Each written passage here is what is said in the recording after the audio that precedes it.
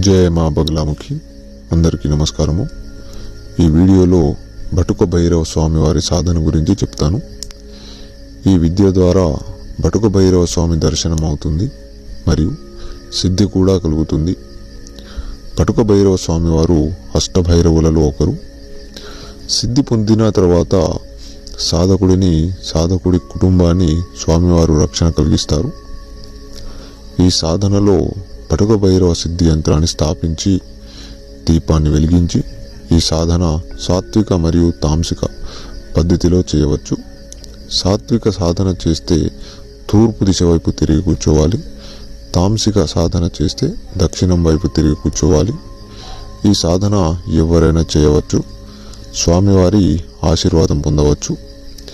ఎవరైతే బటుక భైరవ స్వామివారిని ఇష్టదైవంగా కొలిచి సాధన చేస్తారో వారి కోరికలు అన్నీ నెరవేరుతాయి. వారి జీవితంలో మంచి జరుగుతుంది. ఈ సాధన ఆదివారం రోజున ప్రారంభించండి.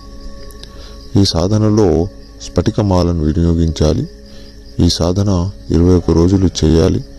మీరు పసుపు రంగు వస్త్రాలు ధారణ చేయాలి. ఎరుపు రంగు ఆసనం వేసుకుని కూర్చొని జపం చేయాలి. బటుక భైరవ స్వామి సాధనలో చాలా నియమాలు ఉంటాయి. ఈ సాధన అమావాస్య రోజున మొదలు పెట్టాలి. రోజు రాత్రి 9 గంటలకు మంత్ర జపం చేయాలి. కేవలం సమాచారం మేరకు మాత్రమే ఈ వీడియో చేయడం జరిగింది.